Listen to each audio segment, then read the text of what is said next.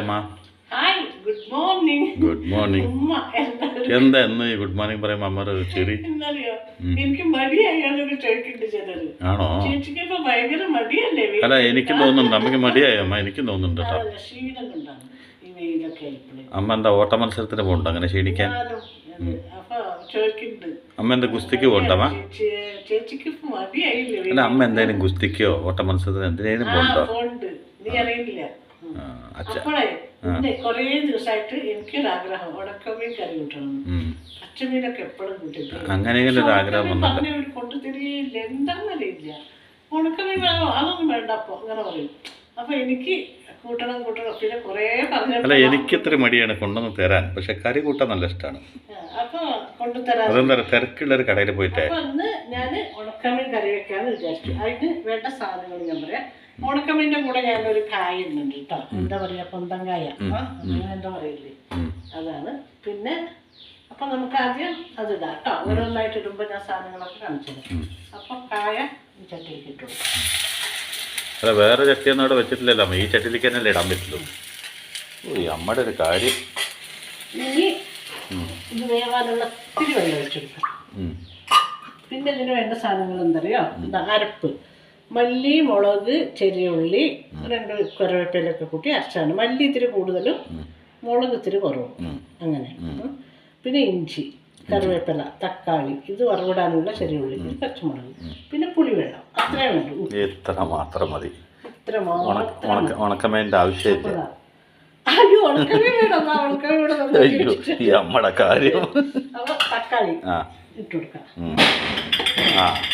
ഇത് ഞങ്ങളുടെ വീട്ടില് സ്ഥിരം മാങ്ങ വീഴാണ് ഇതിന്റെ മുകളിൽ, അതാണ് ഈ സൗണ്ട്. മനസ്സിലായോ? ഒരുപാട് പേടിക്കണ്ട കേട്ടോ. ഹൈറ്റില് ഉള്ള മാങ്ങയില്ലേ, ആര് പേടിക്കണ്ടെന്ന്, പഴുത്ത് ഇങ്ങനെ വീഴാണ്. ആര് പേടിക്കണ്ടെന്നാ പറയണത്? അവരോടെ ശബ്ദം കേട്ടിട്ട് എന്താ ചേച്ചിയുടെ വീട്ടില് പേടിക്കണ്ട. നമ്മുടെ ശബ്ദം കേട്ടേ പേടിച്ചില്ലേ, പിന്നല്ലേ അവര് ചെറിയ ശബ്ദത്തിനൊക്കെ പേടിക്കണം. ഇതിലേക്കുള്ള ഇത്തിരി ഉപ്പ് ഇട്ട് കൊടുക്കാം. ഉണക്കമീനിൽ ഉപ്പ് ഉണ്ടാവും. അപ്പൊ നമ്മള് ഈ കായലിക്കൊക്കെ ഉള്ള ഇത്തിരി ഉപ്പൊന്ന് ഇട്ട് കൊടുക്കാം. പിന്നെ നോക്കിയിട്ട് നമുക്ക് ഉണക്കമീൻ്റെ ഉപ്പ് ഉണ്ടാവോ?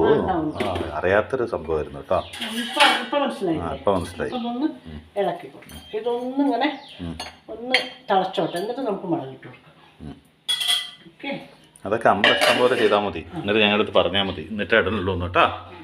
ഇപ്പം ഞാൻ അമ്മേൻ്റെ അടുത്ത് എന്തായാലും ആ ഉണക്കമീനൊക്കെ എന്താ സാധനം അതൊക്കെ വെച്ചിട്ടില്ലേ, ആ കായൊക്കെ വെച്ചൊന്ന് റെഡി ആവണം വരെ നമ്മൾ എന്തെങ്കിലും ഒന്ന് പറയണം കേട്ടോ. എന്തെങ്കിലും അത് ഉപകാരപ്പെടുന്നവരുടെ ചോദ്യങ്ങൾ ചോദിക്കുമ്പോൾ ഉപകാരപ്പെടുന്നവരെ മറുപടി പറഞ്ഞിട്ട് ഉപകാരപ്പെടുന്നവരെ സന്ദേശങ്ങളാവട്ടെ എന്നാണ് എൻ്റെ ഉപമനസ്സ് പറയണത്. മനസ്സിലായില്ലേ? തെറ്റാണ്. നമ്മുടെ ഉൾമനസ്സ് അതങ്ങനെയാണ്. അപ്പോൾ ചിലര് എന്താണെന്നറിയില്ല, ഒന്നുമില്ലെങ്കിൽ ഒരു 10-35 വയസ്സൊക്കെ ആകുമ്പോൾ, അതിനേക്കാളും മുമ്പൊക്കെ ആൾക്കാർ പറയാറില്ല, ഇങ്ങനെ പറയൂ എന്താ അറിയോ, അല്ലെങ്കിൽ ഒരുപാട് വയസ്സാകുമ്പോൾ വൃദ്ധരൊക്കെ ആവില്ലേ എന്ന് വെച്ചാൽ അമ്മയൊന്നല്ല കേട്ടോ, മധ്യവയസ്സ് തൊട്ട് വാർദ്ധക്യകാലം വരെ. വാർദ്ധക്യകാലം എന്ന് പറഞ്ഞാൽ ചെറുപ്പക്കാരായ അമ്മേനല്ല ഞാൻ പറഞ്ഞ്, വാർദ്ധക്യകാലം. അങ്ങനെയൊക്കെ വിചാരിച്ചോ? അങ്ങനെ വിചാരിക്കാം. അങ്ങനെ വിചാരിക്കാൻ പാടുള്ളൂ. ഒരിക്കലും നമുക്ക് പ്രായമായി എന്ന് നമ്മൾ തന്നെ വിചാരിച്ചു കഴിഞ്ഞാൽ നമുക്കൊന്നിനും കൊള്ളാണ്ടാവും. അല്ല ആദ്യം പറഞ്ഞപ്പോൾ അമ്മയ്ക്ക് അത്ര അങ്ങോട്ട് ഇഷ്ടമായില്ല. പിന്നെ അമ്മ അതിനങ്ങോട്ട് പിടിച്ചിട്ട് അതിന് ചവിട്ടി അമർത്തി അതിനെ ചമ്മന്തിയാക്കി അതിൻ്റെ മുകളിൽ കയറി നിന്നു മാത്രം. പിന്നെ ഇതെന്താ ഇങ്ങനെയൊക്കെ തലയാട്ടുന്നത്? അമ്മ എന്ന് ഭയങ്കര സന്തോഷവതിയാണല്ലോ. എന്ത് പറ്റി? പാടും, സന്തോഷിച്ചോളൂ. ഇത് എപ്പോഴും കാണാറില്ലേ ഊർജ്ജം, അതിനാണ് ചോദിച്ചത്. അപ്പോൾ എല്ലാവരും പറയുമല്ലോ, അവഗണിക്കപ്പെടുക, ഒറ്റപ്പെടുക, അങ്ങനെയൊക്കെ പറയുമല്ലോ, മാറ്റി നിർത്തുക, തിരസ്കരിക്കപ്പെടുക, ഇങ്ങനെയൊക്കെ ജീവിതത്തിൽ ഒരു വട്ടമേങ്കിലും പറയാത്ത മനുഷ്യരുണ്ടാവില്ല. ഒരു വട്ടമേങ്കിലും ജീവിതത്തിൽ എനിക്ക് എന്താ പറയുക, ഇങ്ങനെ ഒരു അനുഭവം ഉണ്ടായി, അല്ലെങ്കിൽ എന്നെ ഒറ്റപ്പെടുത്തി, എന്നെ തിരസ്കരിച്ചു, അങ്ങനെയൊക്കെ പറയുമല്ലോ. എന്താണ് ഈ പറച്ചിലിൻ്റെ അർത്ഥം? എന്തുകൊണ്ടാണ് ഇത്രയും സ്നേഹിച്ച് ജീവിക്കണ ഒരു കൂട്ടം ആൾക്കാർ? ഇപ്പോൾ നമ്മുടെ 5 പേരിൽ നമ്മുടെ കയ്യിൽ തന്നെ എങ്ങനെയുണ്ടോ അതുപോലെ എല്ലാവരും ഒരുമിച്ചുള്ള ഈ ആൾക്കാരൊക്കെ എന്തുകൊണ്ടാണ് ഒരു കാലഘട്ടം കഴിഞ്ഞതിന് ശേഷം ചില മനുഷ്യരെ ഇങ്ങനെ ഒറ്റപ്പെടുത്തുന്നതും അവഗണിക്കുന്നതും ഇങ്ങനെയൊക്കെ ചെയ്യുന്നതിൻ്റെ ഉദ്ദേശം എന്താണ്? എന്തുകൊണ്ടങ്ങനെ സംഭവിക്കുന്നു? എന്തുകൊണ്ടങ്ങനെ അങ്ങനെ സംഭവിക്കാതിരിക്കുന്നില്ല? അതാണ് എൻ്റെ ചോദ്യം. എന്താണെന്നറിയാം. മനസ്സിലായില്ലേ അമ്മയ്ക്ക്? എന്തുകൊണ്ടാണ് ഈ ഒറ്റപ്പെടലും അവഗണനയും തിരസ്കാരവും ഓരോ മനുഷ്യനും അനുഭവിക്കേണ്ടി വരും? എല്ലാവരും അനുഭവിച്ചിട്ടുണ്ടാവും. ഓരോ മനുഷ്യരെന്ന് പറഞ്ഞാൽ വലിയ മനുഷ്യനും ചെറിയ മനുഷ്യനും അനുഭവിച്ചു. വലിയ മനുഷ്യരെന്ന് പറഞ്ഞാൽ അമ്മേനെ പോലെ വലിയ തടിയുള്ള ആൾക്കാരും, ചെറിയ മനുഷ്യരെന്ന് പറഞ്ഞാൽ എന്നെപ്പോലെ അച്ഛനെപ്പോലെയും സാധാരണ മനുഷ്യരും, അങ്ങനെയല്ല ഞാൻ ഉദ്ദേശിച്ചത്. വലിയ മനുഷ്യനെന്ന് പറഞ്ഞാൽ വലിയ നേട്ടങ്ങളിലേക്ക് എത്തി നിൽക്കുന്ന മനുഷ്യനും അവഗണന, ഈ തിരസ്കാരം എല്ലാം അനുഭവിച്ചിട്ടുണ്ടാവും.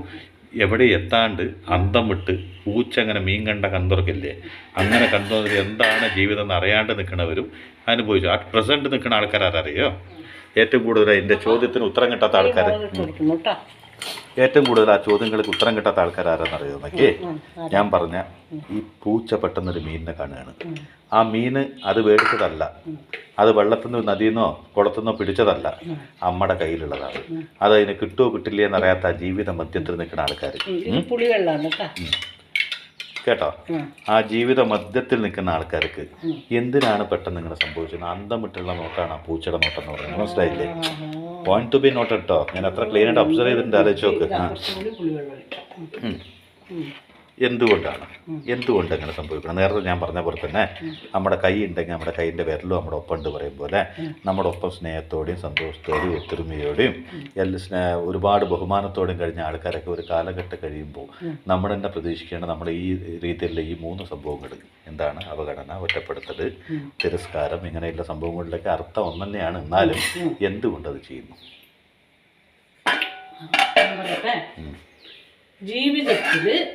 ജീവിതത്തിൽ ഞാൻ ആദ്യം തൊട്ട് പറയും മഹാഭാരതത്തിലെ ഈ അനുഭവം ഇല്ലാത്തവരായിട്ട് ആരും ഉണ്ടാവില്ല. മനുഷ്യനായി ജനിച്ച ഇങ്ങനെയുള്ള ഒരു അനുഭവം പല പ്രാവശ്യം ഉണ്ടായിട്ടുണ്ടാവും. പക്ഷെ ഒരിക്കലെങ്കിലും അനുഭവിക്കാത്തവരായിട്ട് ആരും ഉണ്ടാവില്ല. പക്ഷെ അത് എന്തുകൊണ്ടാണെന്ന് പറഞ്ഞാൽ ഇനി ഇതിൽ കേൾക്കണ വല്ല ആൾക്കാർ അനുഭവിച്ചിട്ടില്ലെങ്കിൽ തീർച്ചയായിട്ടും ഒരു വട്ടം ഇല്ല. അങ്ങനെ ഒരിക്കലും ആർക്കും പറയാൻ പറ്റില്ല. ആരെങ്കിലും ഒരാൾ തിരസ്കരിച്ചിട്ടുണ്ടാവും, അവഗണിച്ചിട്ടുണ്ടാവും. എന്നെയൊക്കെ ദിവസം ഏതാണ്ട് എൻ്റെ അമ്മ തിരസ്കരിക്കാറുണ്ട്. അല്ല, അങ്ങനെയൊക്കെ ചെയ്തിട്ടുണ്ടാവും. പക്ഷെ അങ്ങനെ ഇല്ല എന്ന് പറഞ്ഞാൽ ഒരിക്കലും ആർക്കും പറയാൻ കഴിയില്ല. അവഗണന എനിക്ക് ഓരോ നിമിഷം ഇന്ന് രാവിലെ അടക്കം കിട്ടിയിട്ടുണ്ട്. അത് ആ അവഗണനയല്ല. അപ്പോ എന്തറിയോ, നമ്മള് ഒരാൾ നമ്മളെ അവഗണിക്കുമ്പോഴാണ് നമ്മൾ നമ്മളിലേക്ക് ഇറങ്ങിച്ചെന്ന് നമ്മളെ തിരിച്ചറിയാൻ. മനസ്സിലായോ? അതായത് നമ്മുടെ അന്തരാത്മാവിനെ അറിയാൻ നമ്മൾ അപ്പോഴാണ്. കാരണം എല്ലാവരും നമ്മളെ തിരസ്കരിച്ചു എന്ന് പറഞ്ഞിട്ട് അയ്യോ ഞാൻ എല്ലാവരും എന്നെ തിരസ്കരിച്ചല്ലോ എന്ന് പറഞ്ഞിട്ട് ഇരിക്കുകയല്ല. നമ്മൾ നമ്മുടെ അന്തരാത്മാവിലേക്ക് ഇറങ്ങിച്ചെന്ന് നമ്മൾ എന്തുകൊണ്ട് തിരസ്കരിക്കപ്പെട്ടു എന്നുള്ളത് ഓർത്ത് നമ്മൾ അവിടെ നിന്ന് ഉയർത്തെഴുന്നേൽക്കാനുള്ള ഒരു മാർഗം കണ്ടുപിടിക്കണം. അത് മാത്രമല്ല അപ്പൊ അത് ഭഗവാൻ നമുക്ക് തരുന്ന ഒരു പരീക്ഷണമാണ്. ഈ തിരസ്കരിക്കപ്പെടുന്നത് മറ്റുള്ളൊരു നിമിത്തമാണ്. നിന്നെ തിരസ്കരിച്ചു എന്ന് പറയുന്ന ആൾക്കാരില്ലേ, അത് വെറും നിമിത്തം മാത്രമാണ്. ഭഗവാൻ അവരെ കൊണ്ട് ചെയ്യിക്കുന്നതാണത്. കാരണം നീ നിന്നിലേക്ക് തിരിഞ്ഞു നോക്കാൻ മറന്നുപോയി. ചുറ്റുമുള്ളവരെയാണ് നീ നോക്കുന്നത്. അതായത് അവരെന്നെ സ്നേഹിക്കണു, ഇവരെന്നെ സ്നേഹിക്കണു, ഇവരെന്നെ ആദരിക്കണു, അങ്ങനെ പലരിലേക്കുമായിട്ട് നിന്റെ ചിന്തകൾ അങ്ങനെയാണ് പോണത്. നിന്നിലേക്ക് നീ തിരിഞ്ഞു നോക്കിയിട്ടേ ആ മിഥ്യയായ ലോകത്തിൽ, മായാജാലത്തിൽ നമ്മൾ പെട്ടുപോകുന്നു. എന്നാണ് ഈ അവഗണന, തിരസ്കാരം, ഒറ്റപ്പെടുത്തലുകളൊക്കെ നമുക്ക് ഉണ്ടാവുക? ആ നിമിഷം നമ്മൾ നമ്മളേക്കൊന്ന് തിരിഞ്ഞു നോക്കുകയാണ്.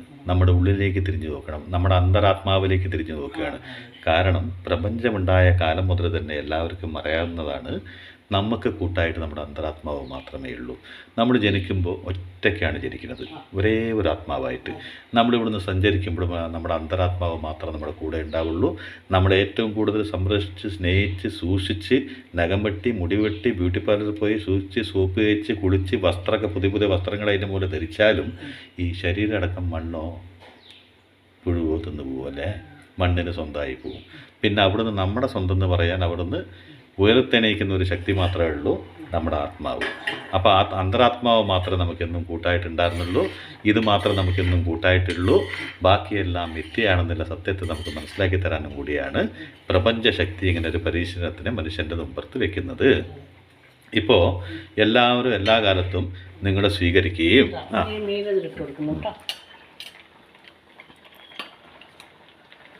എല്ലാവരും എല്ലാ കാലത്തും നിങ്ങളെ സ്വീകരിക്കുകയും ബഹുമാനിക്കുകയും നിങ്ങളെങ്ങനെ ഒറ്റയ്ക്ക് തന്നെ വിടാണ്ടാക്കി കഴിഞ്ഞാൽ നിങ്ങളെല്ലാവരുടെ ഇഷ്ടത്തിന് പോലെ അവൻ്റെ ഇഷ്ടത്തിനനുസരിച്ച് മാത്രമേ ജീവിക്കാൻ നിങ്ങളുടെ ഇഷ്ടത്തിനും നിങ്ങളെന്താണെന്ന് മനസ്സിലാക്കാൻ നിങ്ങൾക്കൊരു സമയം പോലും കിട്ടില്ല.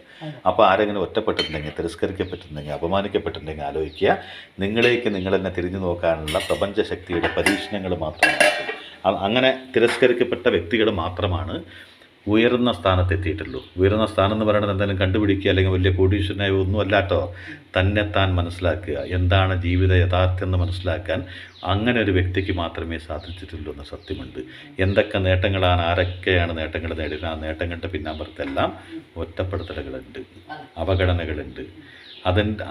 അതൊക്കെ മനസ്സിലാക്കി മുന്നേറി പോണൊരു വ്യക്തി, ഇതാണ് സത്യം, ഞാൻ ഒറ്റപ്പെട്ടത് കൊണ്ടാണ്, പലരും എന്നെ തിരസ്കരിച്ചത് കൊണ്ടാണ് ഇന്ന് ഞാൻ ഈ സ്ഥാനത്തെത്തിയെന്ന് ഓർക്കുന്നവർ എത്രയോ പേരുന്നുണ്ട്. എന്നിട്ടും എത്രയൊക്കെ ഒറ്റപ്പെടുത്തിയാലും എത്രയൊക്കെ തിരസ്കരിക്കപ്പെട്ടാലും നിങ്ങളെ പുച്ഛമായിട്ട് കണ്ടാലും പിന്നെയും നിങ്ങളിൽ വ്യത്യാസം വന്നില്ലെങ്കിൽ തീർച്ചയായിട്ടും ഈ പ്രപഞ്ചശക്തി വേറൊരു പാഠം പഠിപ്പിക്കും. ആ പാഠം എന്താ അറിയോ? ഭൂലോകത്തുള്ള മുഴുവൻ നരകവും ഈ ജീവിതത്തിൽ നീ അനുഭവിച്ചേ പോവുള്ളൂ എന്നത്. കാരണം മനസ്സിലാക്കാൻ ഒരു അവസരം കൂടിയാണ് ആ ചോദ്യചിഹ്നം എന്ന് വെച്ചാൽ, എന്തുകൊണ്ട് എന്നുള്ള ചോദ്യം ഉണ്ടല്ലോ, എന്തുകൊണ്ട് നീ തിരസ്കരിക്കപ്പെട്ടു, എന്തുകൊണ്ട് നീ അപമാനിക്കപ്പെട്ടു എന്നുള്ളൊരു ചോദ്യചിഹ്നം ആ ദൈവം നമുക്ക് തരുന്ന ഒരു പരീക്ഷയുടെ ചോദ്യമാണ്. ആ ചോദ്യത്തിൻ്റെ ഉത്തരമാണ് നിൻ്റെ അന്തരാത്മാവ്. അവിടേക്ക് നീ തിരിഞ്ഞു നോക്കുക, എന്താണ് നിൻ്റെ പവർ, എന്താണ് നിന്നെ കൊണ്ട് സാധിക്കാൻ പറ്റുക എന്ന് നീ പ്രപഞ്ചത്തിനെ മനസ്സിലാക്കി കൊടുത്ത് ഈ ചെറിയൊരു ജീവിതം അത് പ്രസന്നതയോടുകൂടി, ശക്തിയോടുകൂടി, ഊർജത്തോടുകൂടി മറ്റുള്ളവർക്കൊരു സന്ദേശമായി നീ പോകുകയാണെങ്കിൽ ഓരോ ജന്മവും എന്താണ് മഹത്വമാണ് അല്ലേ? അല്ലെങ്കിൽ ഒരു ജന്മത്തിനും ഒരു അർത്ഥവും ഇല്ല.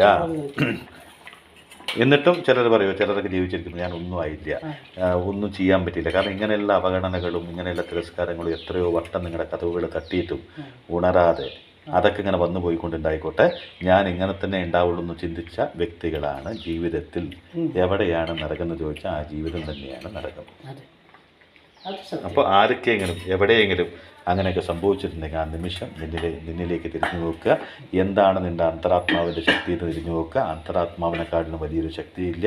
ഈ പ്രപഞ്ച ശക്തികൾ മുഴുവനും ഉൾക്കൊള്ളുന്ന ഒരു ശരീരമാണ് മനുഷ്യ ശരീരം. മനുഷ്യ ശരീരം പ്രപഞ്ചശക്തിയാൽ നിർമ്മിതമാണ്. അതുകൊണ്ട് ആ ശക്തിയെ തിരിച്ചറിഞ്ഞാൽ തോൽവിയില്ലാതെ മുന്നോട്ട് പോകാമെന്നൊരു സത്യം കൂടിയുണ്ട്. ഇത് പ്രപഞ്ച സത്യമാണ്. സത്യം. അപ്പോൾ ഇത്രത്തോളം മനസ്സിലാക്കി കഴിഞ്ഞാൽ മനുഷ്യർ ആരവഗണിച്ചാലും നമുക്ക് അതിൽ നിന്നും നേട്ടങ്ങൾ നേടാനും പറ്റും. അപ്പോൾ നമുക്കൊരു അവകാശം അല്ലേ? അപ്പോൾ ദാ നീ കറിയൊന്നും അറിയണ്ട ആയിട്ടോ, ഇത്രേ ഉള്ളൂ. മീൻ കറിയൊക്കെ എത്ര നേരം വേണം? ദാ പറയുമ്പോഴേക്കും ആയോ? ദാ പറയുമ്പോഴേക്കും ആവുമെന്ന് പറഞ്ഞാൽ അങ്ങനെയാണ് മീൻ കറി. അങ്ങനെ ഒരു ചൊല്ല്. അതെ. ഇന്ന് വെച്ചിട്ട് ഈ അമ്മ അവഗണിക്കും പോലെ മിനിറ്റിനൊന്നും ആരും അവഗണിക്കാൻ നിൽക്കരുത്. നമ്മൾ എന്തെങ്കിലും പറഞ്ഞു കഴിഞ്ഞാൽ ഇന്ന് രാവിലെ 3 വട്ടം അവഗണിച്ചിട്ടുണ്ട്. അത് എനിക്കിഷ്ടമില്ലാത്തൊരു ബ്രേക്ക്ഫാസ്റ്റ് ഉണ്ടാക്കിയിട്ട് കഴിക്കാൻ മടി കാണിക്കുമ്പോൾ നമ്മുടെ വല്ലാത്തൊരു അവഗണനയായിരുന്നു. അത് അവഗണന, എന്താ അത് ഒറ്റപ്പെടുത്തലായിരുന്നു. ദിവസം രാവിലെ എണീക്കുമ്പോൾ ഊത്തപ്പം കണ്ടുകൊണ്ടിരിക്കുകയാണ് ഞാനിവിടെ. പിന്നെയാണ് ഊത്തപ്പം കഴിക്കുന്നത്. ഏത് ഊത്തപ്പത്തിനെ കാണണമെന്ന് മാത്രം അമ്മ ചോദിച്ചിട്ടേ.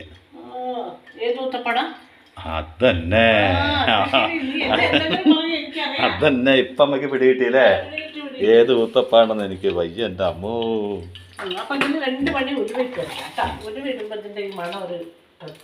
ഇഡ്ഡലി ഉണ്ടാക്കാൻ പറഞ്ഞ ദോശ ഉണ്ടാക്കും, ദോശ ഉണ്ടാക്കാൻ പറഞ്ഞ ഊത്തപ്പം ഉണ്ടാക്കും. എന്തെങ്കിലും ഉണ്ടാക്കിണ്ടല്ലോ. അപ്പോൾ ഉലുവ പൊട്ടിക്കഴിഞ്ഞു. ഇനി നമുക്ക് ചെറിയുള്ളി തെറിക്കണ്ട കേട്ടോ. ഓക്കെ. പിന്നെ ഉണ്ട് കറിവേപ്പില. എന്നിട്ട് അതങ്ങോട്ട് ഒഴിച്ചിട്ട് അവിടെ വയ്ക്കുക. എന്തായാലും നാട്ടിലെ പൂരം വേലൊക്കെ കഴിഞ്ഞ ആൾക്കാരൊക്കെ ഭയങ്കര ക്ഷീണത്തിലായിരിക്കും. മനസ്സിലായില്ലേ? ഒരു സ്ഥലത്ത് കഴിഞ്ഞ് അടുത്ത സ്ഥലത്ത് വന്നിട്ട് ആൾക്കാർ ഒന്നുമില്ലെങ്കിൽ വേല, പൂരം, വെടിക്കെട്ട്, ഗാനമേള, നാടകം.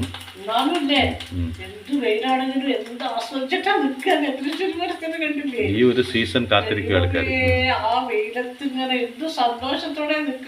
പിന്നെ കയ്യും കൊട്ടി അയ്യോ അയ്യോ അതാണ് പറയുന്നത്. ഒരു ഉത്സവം എന്ന് പറഞ്ഞാൽ ക്ഷീണം ഒന്നും ഉണ്ടാവില്ല അല്ലേ? ആ വെയിലത്ത് ഇങ്ങനെ വിട്ടുവരുമ്പോഴല്ലേ ആൾക്കാർ അത് വളരെ സിമ്പിൾ. ഇപ്പൊ ഇത്രയും ചൂടത്ത് ഈ വെയിലത്ത് അമ്മക്ക് നിൽക്കണില്ലേ ഇങ്ങനെ അടുക്കളയിലൊക്കെ, അതുപോലെ തന്നെ. അടുക്കളയിൽ നിൽക്കുമ്പോഴല്ലോ. അല്ല അതല്ല, അതുപോലെ ഒരു പ്രതീക്ഷയാണ്. കൊല്ലത്തിനൊരു ഭാഷയല്ലേ ഉള്ളൂ. അപ്പൊ നമ്മുടെ നാട്ടിലൊരു പരിപാടി എന്ന് പറഞ്ഞിട്ട് എല്ലാവരും ഭയങ്കര ഊർജ്ജത്തോടു കൂടി വെയിലിന്റെ ഒന്നും കണക്കൂട്ടില്ല.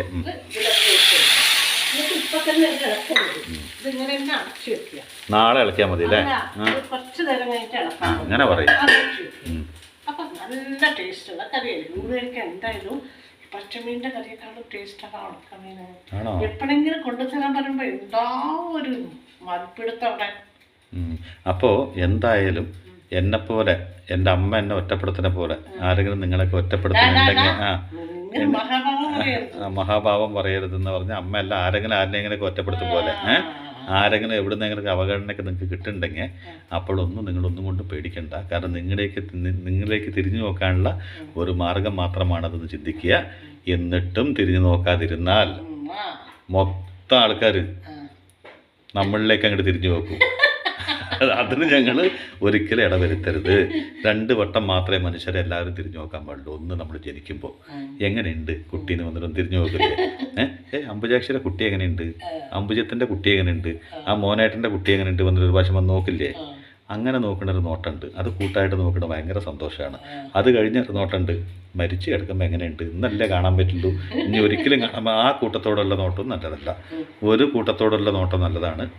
കല്യാണ മണ്ഡപത്തിൽ നിൽക്കുമ്പോൾ എങ്ങനെയുണ്ട് പെണ്ണ്, എങ്ങനെയുണ്ട് ചെക്കന്ന്, ആ നോട്ടം കഴിഞ്ഞതിന് ശേഷം അവൻ്റെ ജീവിതം, അത് അവൻ്റെ രീതി, അത് നമുക്ക് പിന്നെ പറയേണ്ട ആവശ്യമില്ല. അതെന്തോ ആയിക്കോട്ടെ, ആ നോട്ടമൊക്കെ ഒരു ഐശ്വര്യ നോട്ടമാണ്. അത് കഴിഞ്ഞൊരു നോട്ടമുണ്ട്, ഒരു വൃത്തികെട്ട നോട്ടം, കുരുത്തം കെട്ടവൻ, അവ അതാ പോണു, ഒന്നിനും കൊള്ളാത്തവൻ, അതാ കുരുത്തം കെട്ടോടെ പോണു. ഈ ഒരു നോട്ടം മാത്രം ആർക്കും വരാതിരിക്കട്ടെ അല്ലേ? അപ്പോൾ നമ്മൾ നമ്മളിലേക്ക് തിരിഞ്ഞു നോക്കിയില്ലെങ്കിൽ ആ 4ാമത്തെ നോട്ടം നമ്മൾ നോക്കും ആൾക്കാർ. എങ്ങനെയെന്ന് പറഞ്ഞാൽ എന്തെങ്കിലും ഒന്ന് നമ്മുടെ അന്തരാത്മാവെന്ന് പറയുന്നത് അതിന് ഇഷ്ടം തോന്നുന്ന എന്തെങ്കിലും ഒരു കാര്യം, ഒന്നുമില്ലെങ്കിൽ സമ്പാദ്യമായിരിക്കുക, അല്ലെങ്കിൽ നാടിന് വേണ്ടിയിട്ടായിരിക്കുക, ഒരു കണ്ടുപിടുത്തമായിരിക്കുക, അച്ഛനമ്മയ്ക്ക് വേണ്ടിയിട്ടായിരിക്കുക, അല്ലെങ്കിൽ ഒരു കുടുംബത്തിൻ്റെ അഭിമാനത്തിന് വേണ്ടിയിട്ടായിരിക്കുക, അല്ലെങ്കിൽ എന്തെങ്കിലും ഒരു നല്ല കാര്യം നമ്മുടെ ജീവിതത്തിൽ നമ്മൾ ചെയ്തിട്ട് മനുഷ്യൻ എന്ന ആ വാക്കിനൊരർത്ഥം, അതിന് താഴെ വലിയൊരു സിഗ്നേച്ചർ ഇടാൻ പറ്റില്ലെങ്കിലും ചെറിയൊരു കാക്കാപ്പുള്ളി, ഇപ്പോൾ നമ്മുടെ കണ്ണിനടുത്തുള്ള അരിമ്പാര പോലെ ഇങ്ങനെ നമ്മളത് സൂചിപ്പിച്ച് പോയാൽ മതി. അല്ലമ്മ അല്ല കറക്റ്റായില്ലത്? ഇത് അവസാനം അമ്മക്കിട്ടൊരു താങ്ക്. ഇത് ഞാൻ വീഡിയോ കഴിഞ്ഞതിന് ശേഷം നിനക്ക് തരുന്നതായിരിക്കും. ഇതാണ് ഇന്നത്തെ ഉണക്കമീൻ കറി. നല്ല ടേസ്റ്റ് ഉണ്ടാവും. അത് കഴിച്ചു നോക്കിയിട്ട് പറയാം. എന്നിട്ട് ഒരു ക്യാബേജ് തോരൻ ഞാൻ ഉണ്ടാക്കും. അതിപ്പോ ഞാൻ കാണിക്കാനൊന്നുമില്ല. ഇതന്നെ മെഗാ സീരിയൽ പോലെ ഉണ്ട്. അത്രേ ഉള്ളൂ. കുറച്ച് ദിവസം മഴയൊക്കെ പെയ്യില്ലേ, അപ്പൊ ഞാൻ നിങ്ങൾക്ക് കാണിക്കട്ടോ ഇന്നത്തെ ലഞ്ച് എന്നൊക്കെ പറഞ്ഞിട്ടുള്ള ഉണ്ടല്ലോ. ഇന്നതാണ് കറി, ഇന്ന തോരൻ എന്നൊക്കെ പറഞ്ഞിട്ട് ഞാൻ കാണിക്കാം. അതെന്താ ഈ ഇതൊക്കെ അമ്മയ്ക്ക് ഈ ഹിമാലയത്തിലുള്ള വെള്ള കരടിയില്ലേ, അങ്ങനത്തതാണ്. അതിന് ഒരുപാട് ചൂട് പറ്റത്തില്ല. ജനിച്ചത് അങ്ങനത്തെ നാട്ടിലാണല്ലോ. സത്യം സത്യം. അല്ല അങ്ങനെ നിങ്ങൾ ഈ ചെറിയൊന്നും നോക്കണ്ട. ഇത് കഴിഞ്ഞ എനിക്കുള്ള ഇടി ഇവിടെ പാർസലായിട്ട് വരുന്നുണ്ട്. അത് ഞാൻ നാളത്തെ വീഡിയോയിൽ നിങ്ങളോട് അല്ല, അച്ഛനെ കൊണ്ട് ഞാൻ വീഡിയോ പിടിപ്പിക്കുക എടുക്കാൻ എന്നിട്ട് ചാമ്പിനത്. അപ്പോ എല്ലാവർക്കും ബൈ. കണ്ട ഉമ്മ തരുമ്പോൾ എന്നോടുള്ള നോട്ടം കണ്ടല്ലോ ദേഷ്യത്തില് വെച്ചിട്ടുണ്ട് മോനെ. അല്ലമ്മ